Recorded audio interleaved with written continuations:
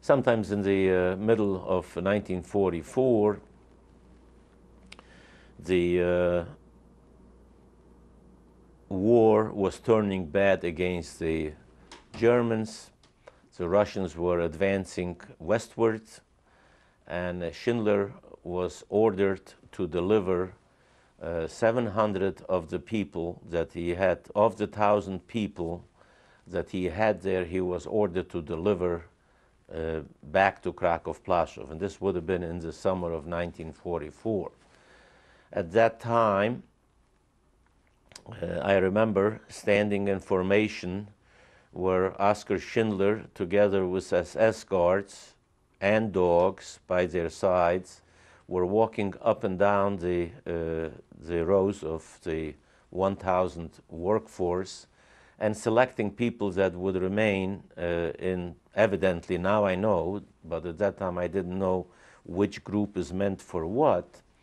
But I remember them doing the selecting, and at one point in time I realized, or at least it occurred to me, right or wrong, it occurred to me that maybe I am in the wrong group of people. And when Schindler came close to where I was standing in that formation with the SS guards being there, I stepped out of the formation, stepped up to Oskar Schindler, and yelled out to Oskar Schindler, "Herr Schindler, kein Tischler ist geblieben." In English that means, Mr. Schindler, no carpenter was left. At that time I had absolutely no idea what I was saying was true or not true, because I did not know who was selected and who was standing on one group and who was in the other one.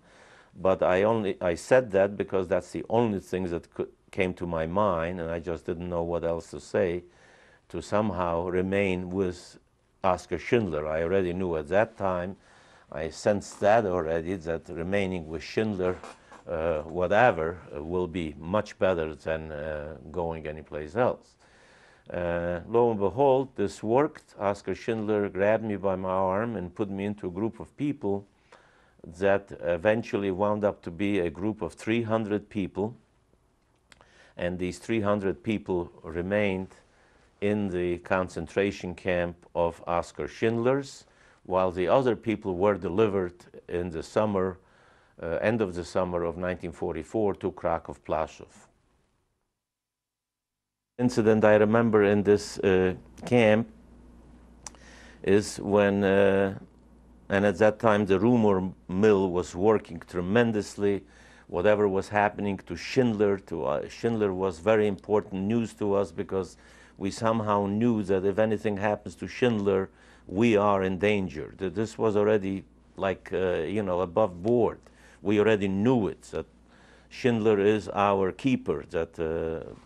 And rumor had it one day that Schindler was called to the SS headquarters in someplace not far away in the city near where we were, to respond to a charge that we had more food in this camp than the population, than the Czechoslovak population outside of this camp.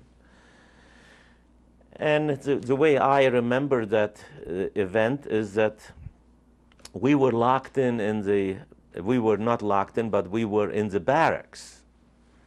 And we were standing practically by the doorways and windows, awaiting, hoping that Schindler is going to return. We knew that he went, and we somehow, either he told somebody and somebody told somebody else, and before you know, the whole camp knew it, that Schindler was called into headquarters to answer charges. We were standing by the windows, doors, awaiting Schindler, our protector. That's the only one that can protect it. And lo and behold, sometimes late in the day, Oskar Schindler arrives. And if I understood it, when he loaded up, when he went there with a load of whiskey and chocolates and everything in his car that he took off to the headquarters. But when he came back, he was drunk. I remember seeing him in drunken state, getting out of that car of his and calling for the engineer. And if I recall it correctly, the engineer's name, a German engineer, not a Polish or a Jewish inmate, but a German engineer by the name of Scherhorn or Schellhorn.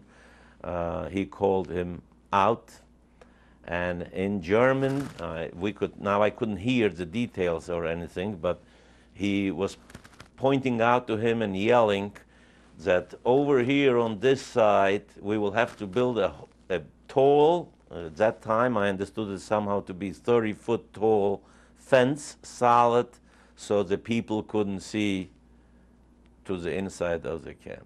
Now those things I remember by myself seeing and happening.